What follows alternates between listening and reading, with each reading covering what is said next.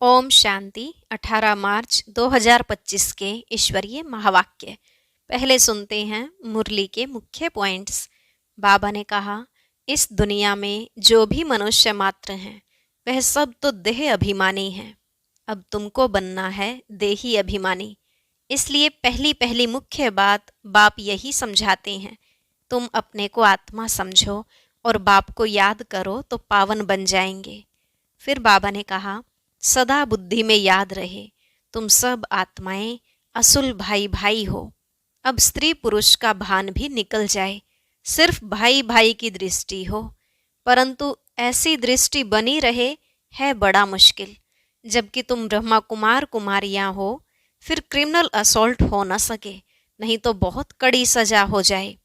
इस समय तुम्हारी यह जीवन बहुत बहुत अमूल्य है, क्योंकि तुम हद से निकल बेहद में आए हो।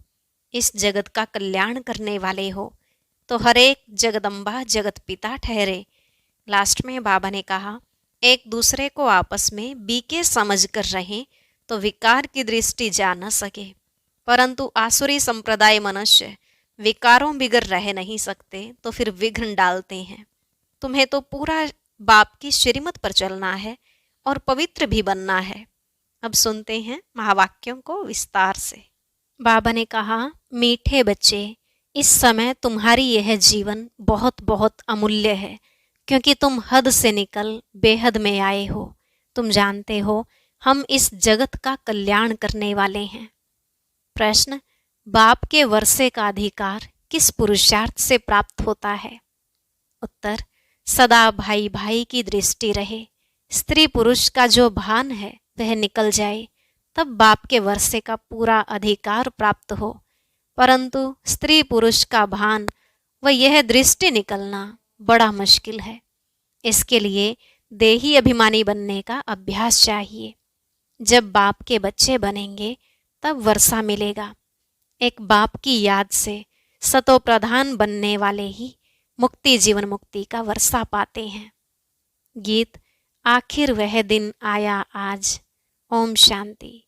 बच्चे यह जानते हैं, ओम माना अहम आत्मा मम शरीर।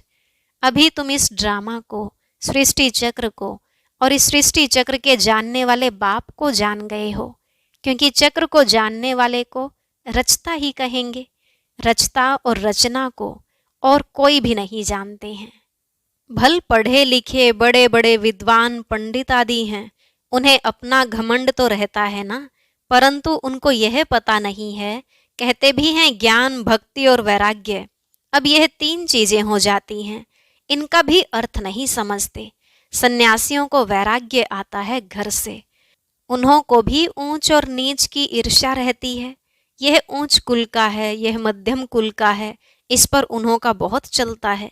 कुंभ के मेले में भी उन्हों का बहुत झगड़ा हो पड़ता है कि पहले किसकी सवारी चले, इस पर बहुत लड़ते हैं।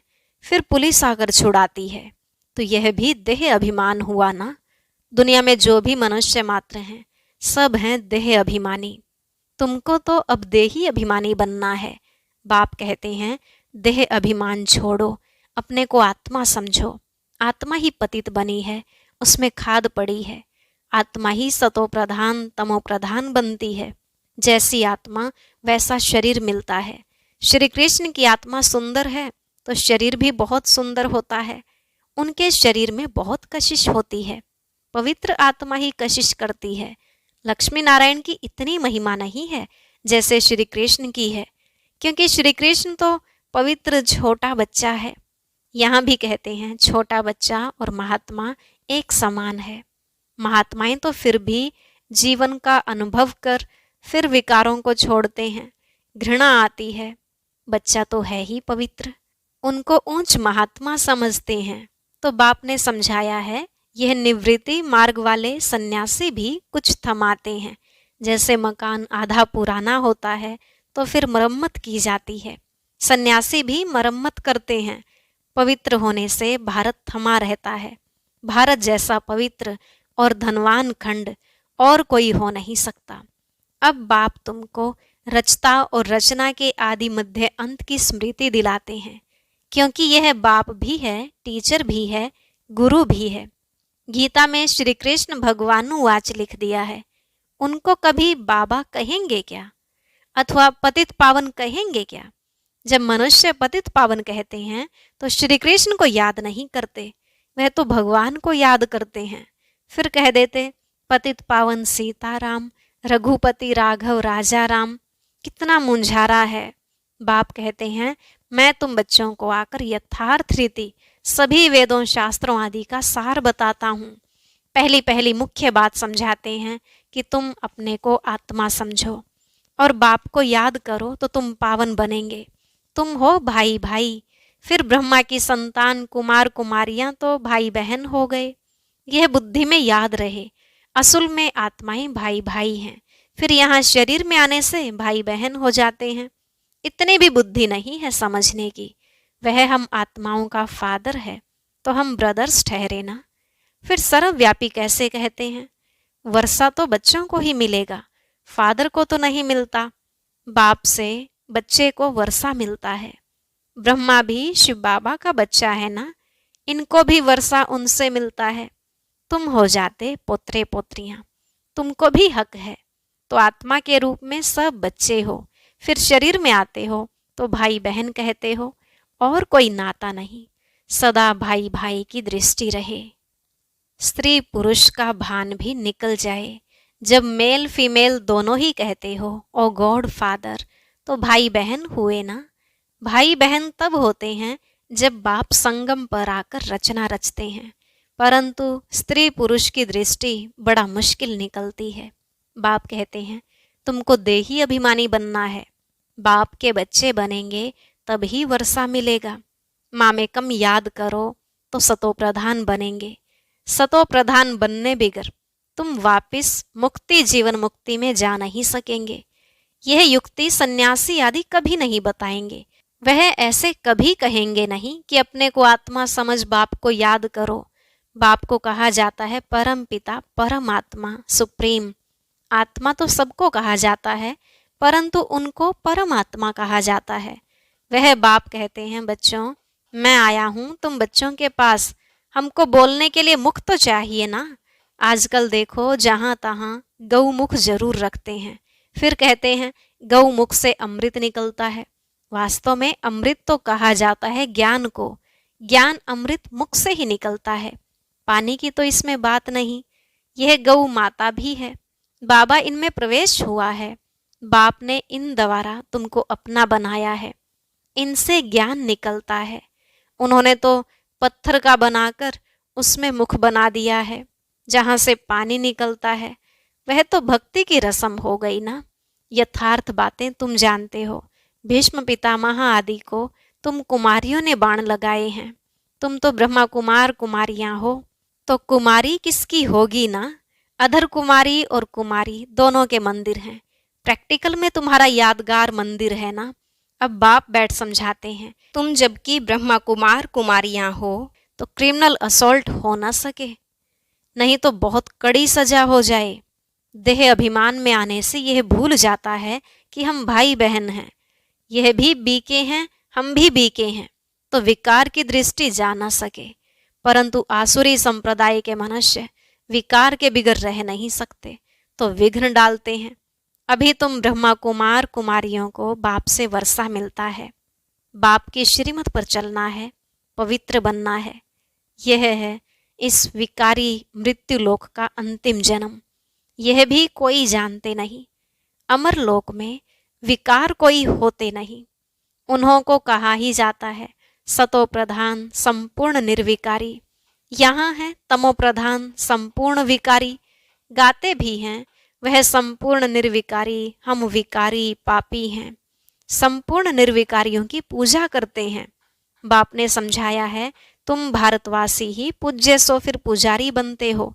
इस समय भक्ति का प्रभाव बहुत है। भक्त भगवान को याद करते हैं कि आकर भक्ति का फल दो।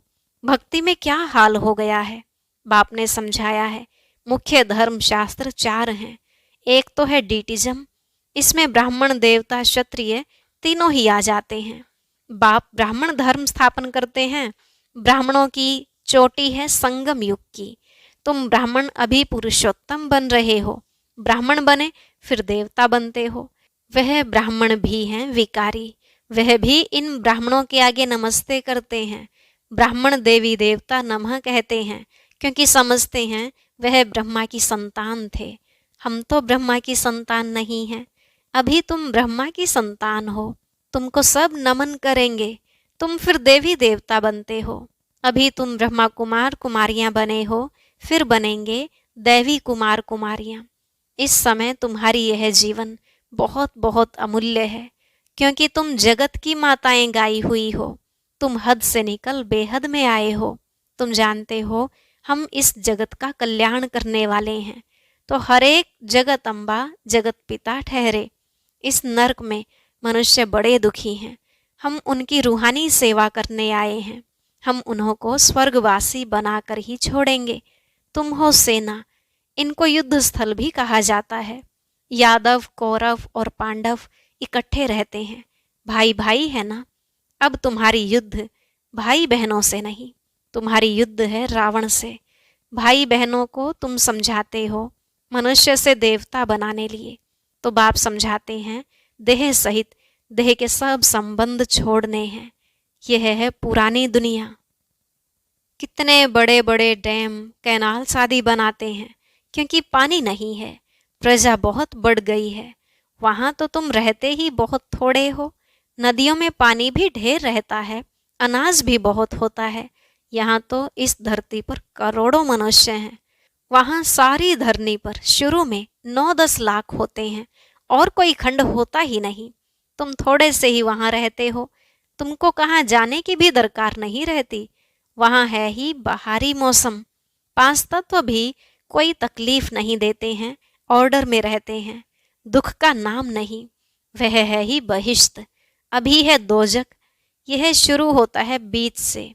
देवताएं वाम मार्ग में गिरते हैं तो फिर रावण का राज्य शुरू हो जाता है। तुम समझ गए हो, हम डबल सिरताज पूज्य बनते हैं, फिर सिंगल ताज वाले बनते हैं। सतयुग में पवित्रता की भी निशानी है। देवताएं तो सब हैं पवित्र, यहाँ पवित्र कोई है नहीं। जन्म तो फिर भी विकार से लेते हैं ना, इसलिए इसे भ्रष्टाचारी दुनिया कहा जाता है। सतयुग है श्रेष्ठाचारी, विकार को ही भ्रष्टाचार कहा जाता है। बच्चे जानते हैं सतयुग में पवित्र प्रवृत्ति मार्ग था, अब अपवित्र हो गए हैं। अब फिर पवित्र श्रेष्ठाचारी दुनिया बनती है। सृष्टि का चक्र फिरता है ना। परमपिता परमात्मा को ही पतित पावन कहा जाता है। मनुष्य कह देते हैं भगवान प्रेरणा करता है। अब प्रेरणा माना विचार, इसमें प्रेरणा की तो बात ही नहीं। वह खुद कहते हैं हमको शरीर का आधार लेना पड़ता है, मैं बिगर मुख के शिक्षा कैसे दूं। प्रेरणा से कोई शिक्षा दी जाती है क्या? भगवान प्रेरणा से कुछ भी नहीं करते हैं। बाप तो बच्चों को पढ़ाते हैं, प्रेरणा से पढ़ाई थोड़ी ही हो सकती। सिवाय बाप के सृष्टि के आदि मध्य अंत का राज कोई भी बता न सके। बाप को ही नहीं जानते हैं। कोई कहते लिंग है, कोई कहते अखंड ज्योति है, कोई कहते ब्रह्म ही ईश्वर है। तत्वज्ञानी ब्रह्मज्ञानी भी है ना। शास्त्रों में दिखा दिया है 84 लाख योनियां। अब अगर 84 लाख जन्म होते तो कल्प बहुत बड़ा चाहिए, कोई हिसाब ही निकाल ना सके। वह तो सतयुग को ही लाखों वर्ष कह देते हैं। बाप कहते हैं सारा सृष्टि चक्र ही 5000 वर्ष का है। 84 लाख जन्मों के लिए तो टाइम भी इतना चाहिए ना। यह शास्त्र सब हैं भक्ति मार्ग के। बाप कहते हैं मैं आकर तुमको इन सब शास्त्रों का सार समझाता हूँ। यह सब भक्ति मार्ग की सामग्री है, इनसे कोई भी मेरे को प्राप्त नहीं करते। मैं जब आता हूँ तभी सबको ले जाता हूँ। मुझे बुलाते ही हैं हे पतित पावन आओ, पावन बनाकर हमको पावन दुनिया में ले चलो। फिर ढूंढने के लिए धक्के क्यों खाते हो? कितना दूर दूर पहाड़ों आदि पर जाते हैं। आजकल तो कितने मंदिर खाली पड़े हैं, कोई जाता नहीं है। अभी तुम बच्चे ऊंचते ऊंच बाप की बायोग्राफी को जान गए हो।